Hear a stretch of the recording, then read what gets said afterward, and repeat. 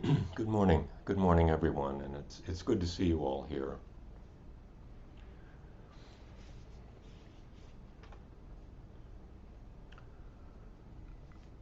So,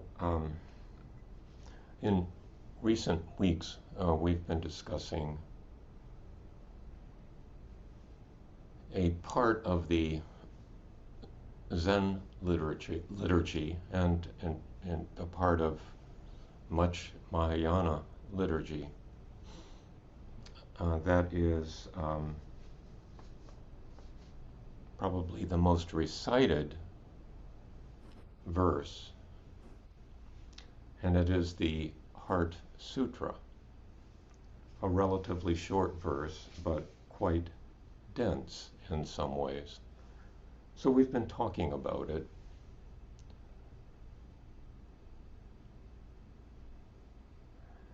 The Heart Sutra really has to be more absorbed than thought about, but some thinking about it can help with that process. So last week we talked about the very first sentence.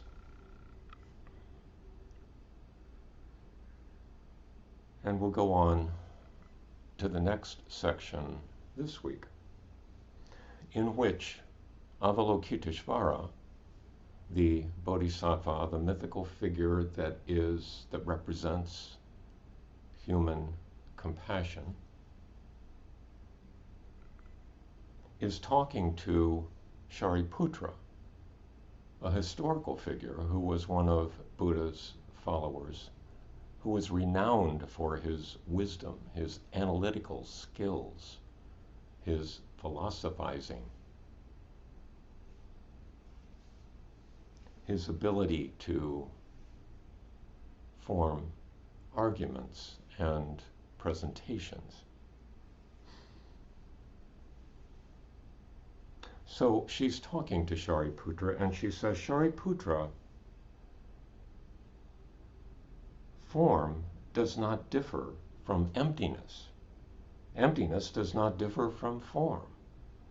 Form itself is emptiness. Emptiness itself form. Sensations, perceptions, formations, and consciousness are also like this. Shariputra, all dharmas are marked by emptiness. All dharmas are marked by emptiness. So dharmas here not referring to the Buddha's teachings, although they would include the Buddha's teachings, but they're really referring to all phenomena, which can include material objects and also concepts.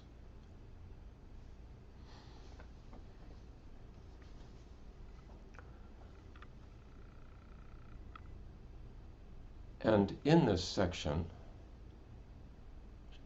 Avalokiteshvara is equating form and emptiness.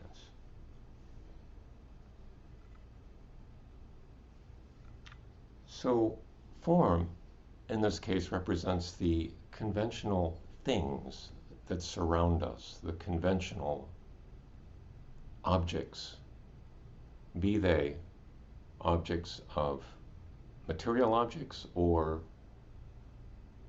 conceptual objects, forms, the things that we separate out from everything else and label, give a name, apply significance to, consider separate from, forms. Emptiness, which is the word that is used to translate shunyata. Other words could be voidness, boundlessness, or even fullness of potential. Emptiness is difficult to describe, but has to do with the fact that things are not separate. They have no separate essence. They are empty of svabhava, which is the Sanskrit word for own being, of a separate essence. They are, in fact, arising due to causes and conditions and are subject to causes and conditions, subject to change.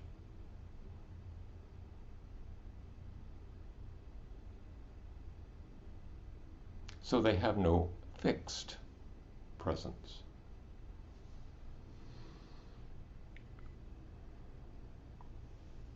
Form is emptiness, emptiness is form. And as the Heart Sutra progresses, it will invite us to, with awareness of form and emptiness, to move beyond form and emptiness. Now, sometimes there's the misunderstanding that there's sort of two things. There's form and there's emptiness. But actually there's just one reality, one thing. But we look upon it with different perspectives. We perceive it differently. Sometimes as form, sometimes as emptiness. So I'm going to illustrate this with an example which may seem far afield and a little risky, and may, for some of you, seem a little irreverent. I do want to say in advance that I respect and appreciate those who have risked or sacrificed their lives in military service. I don't want to impugn that in any way. But the example I'm going to use has to do with the Pledge Allegiance to the flag. So I was participating in a performance at a senior center in Illinois of the Dulcimer Society. And at this senior center, before any presentation, they recite a Pledge Allegiance to the flag. They're there in this church sort of dining room with a flag at one corner, and they recite Pledge Allegiance to the flag. Now, I hadn't, to my recollection, recited the Pledge Allegiance to the flag since I was a Boy Scout. There may have been times when it's come up, but I don't recall them since then. So it had been a long time. And when it was proposed to pledge allegiance to the flag, it sort of caught me off guard. And I found it strange. Well, maybe you've been in situations like this where there's something going on and everybody else seems to find it routine and you're finding it strange and disorienting. It was one of those kinds of experiences for me.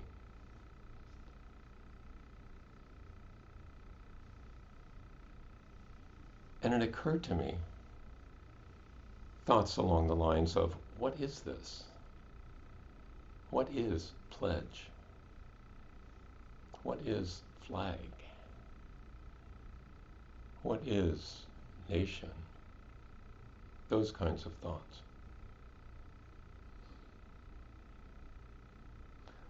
So because I was feeling sort of disoriented and strange, I ended up just more or less standing there with my hands folded.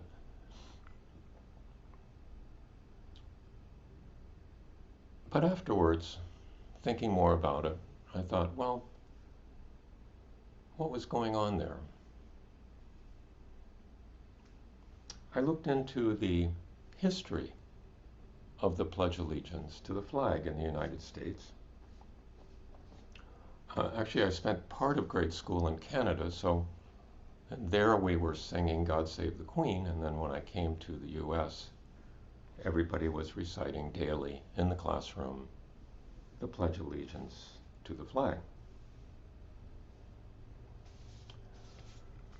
And as most of you know, the Pledge of Allegiance to the flag goes, I pledge allegiance to the flag of the United States of America and to the republic for which it stands, one nation under God, indivisible, with liberty and justice for all.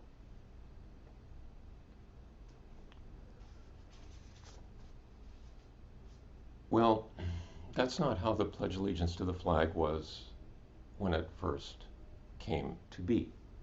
Actually, the first version of the Pledge of Allegiance to the flag was in 1885, and there was a auditor for the New York City schools who was thinking that we needed more patriotism in the classroom. It was a time when there were many immigrants especially from South and Eastern Europe, who were arriving through the New York port and were showing up in the schools. And there was widespread concern, not just with this man, but widespread concern about how the culture was being affected by these foreigners arriving. And in an effort to address this concern, George Balch was his name. He proposed that each day in the classroom, people should recite, facing the flag, something along these lines. We give our heads and hearts to God and our country, one language, one flag. Not very poetic, but that was what he wanted the students to recite. And just a few years later, we were coming up on 1892, the 400th anniversary of Columbus arriving in the New World. And they were having a big exposition in Chicago to celebrate this, where millions of people attended. And there was a magazine that was very popular at that time. It was called the Youth's Companion,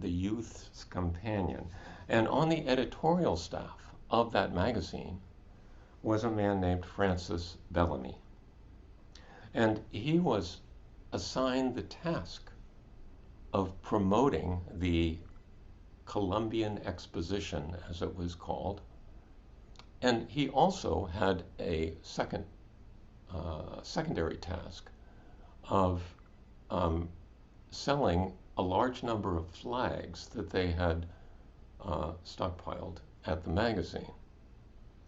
So he had the idea of promoting patriotism by having all students all over the United States recite the Pledge Allegiance to the flag, and there should be a flag flying over every school in the United States.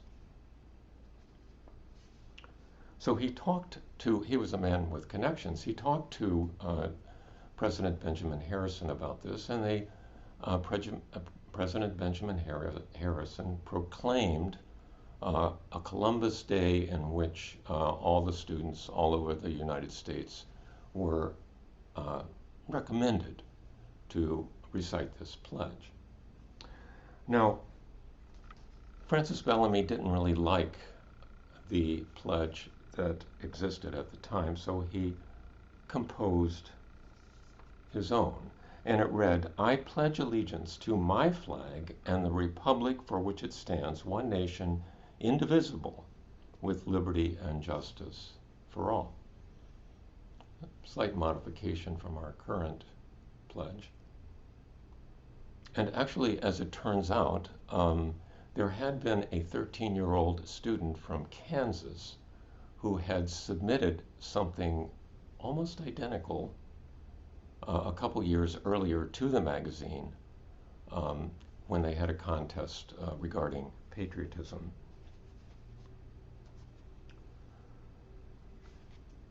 So this caught on, and during the early part of the 20th century, there was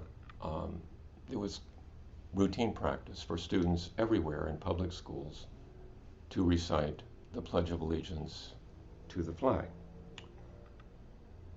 And I'll share my screen just once here.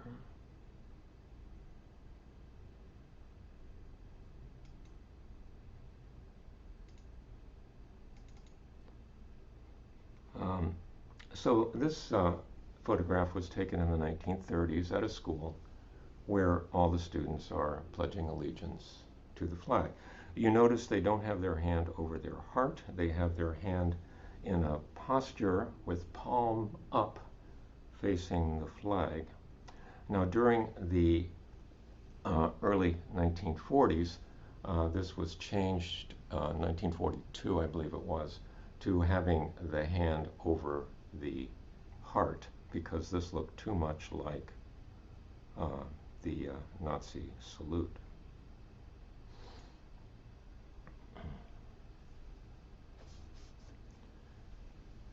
Well, there were people, as it turned out, who didn't go along with this. For instance, the Mennonites, who were pacifists, they thought that this pledge would obligate them to join military service. And they also were against oaths generally, so they didn't want to pledge allegiance to the flag. And particularly the Jehovah's Witnesses viewed the Pledge of Allegiance to the flag as idolatry. And they were also conscientious objectors and didn't want to pledge allegiance to the flag. And this created some problems because the pledge was considered mandatory for students, and if they didn't pledge allegiance to the flag, they were often expelled from school. And this was a time when there were truancy laws, so the parents would be fined if their children didn't appear in school even though they had been expelled. So if they didn't attend a private school, which was expensive and out of reach for many people, the parents would be fined. This whole issue came to the courts at some point, and in 1940 there was a Supreme Court case, a U.S. Supreme Court case, in which the court ruled that a school district or a state could make the pledge mandatory. So that was also the beginning, of course, of our involvement in World War II, and patriotic fervor was high. There were so Jehovah's Witnesses were generally not welcome, and there were a number of hate crimes against Jehovah's Witnesses at this time, partly related to all of this. Well, it came back to the courts in 1943, only 3 years later, and at that time the courts reversed their decision. And that was the West Virginia State Board of Education versus Barnett. And in that opinion, which was written by Justice Robert Jackson. He stated, "If there is any fixed star in our constitutional constellation, it is that no official, high or petty, can prescribe what shall be orthodoxy in politics, nationalism, religion, or other matters of opinion, or force citizens to confess by word or act their faith therein," appealing there to the First Amendment.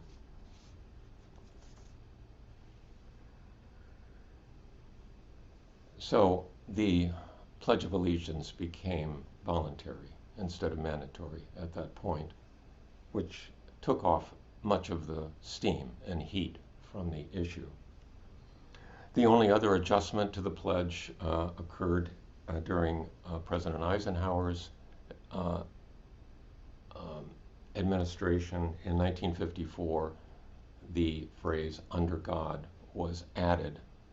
This was during the height of Red Scare, McCarthyism, and they wanted to distinguish the United States clearly from Russia, that was considered a godless country. So they added "under God" to the Pledge of Allegiance at that time. So what does all this have to do with Buddhism and the teachings and the Dharma? Well, I think, for one thing, we can look at flag, nation, pledge, or any other concept contained in that sentence in various ways. We can look at it as form or as emptiness.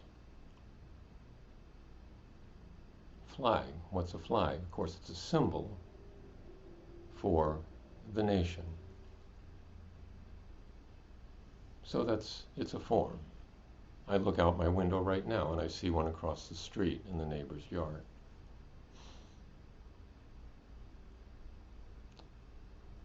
But it's also empty. What is it? It's fabric. It's made up of fibers from either plant or from petroleum products.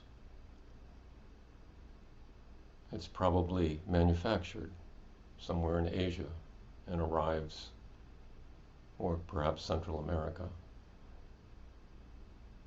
and arrives in a truck or on the board a ship.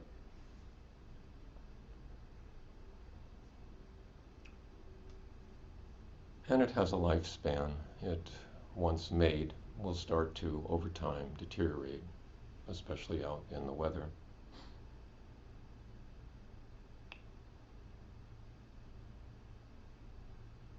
And it depends on so many things.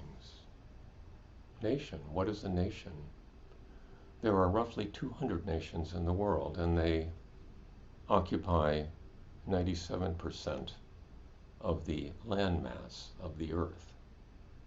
97% of it is divided up into one nation or another. And all of these nations have flags. What is a nation? Is it the real estate?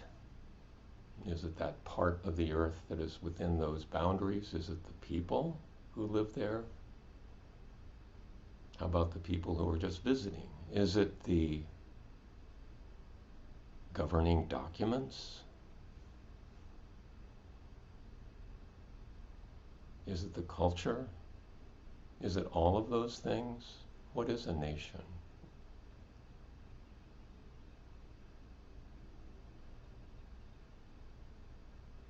Nations arise, they exist, and they cease. They come together due to causes and conditions.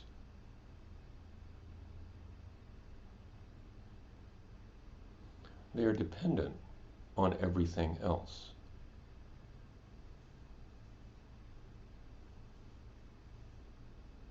each nation depends, in a way, on every other nation. The borders of a nation are meaningless unless there's something outside the border.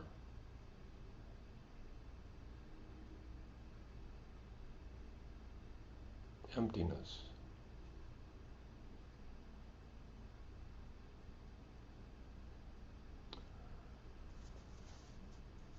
So, the Heart Sutra invites us to be aware of form, to be aware of emptiness, to see emptiness in every form, but also to be aware that emptiness manifests itself in form. Form is the world we live in, as is emptiness. And we navigate through forms. The Heart Sutra invites us to see beyond form and emptiness to something else that is called prajna, wisdom, wisdom beyond wisdom. And the language of prajna is silence. The Heart Sutra invites us to navigate beyond form and emptiness, to not get stuck in either one.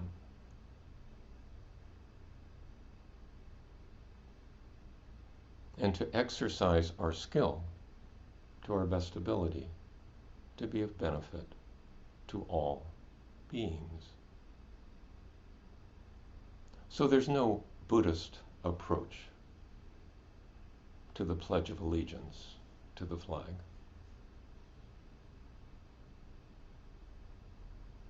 But there is a Buddhist approach to how we perceive things and how we navigate through the world, how we practice.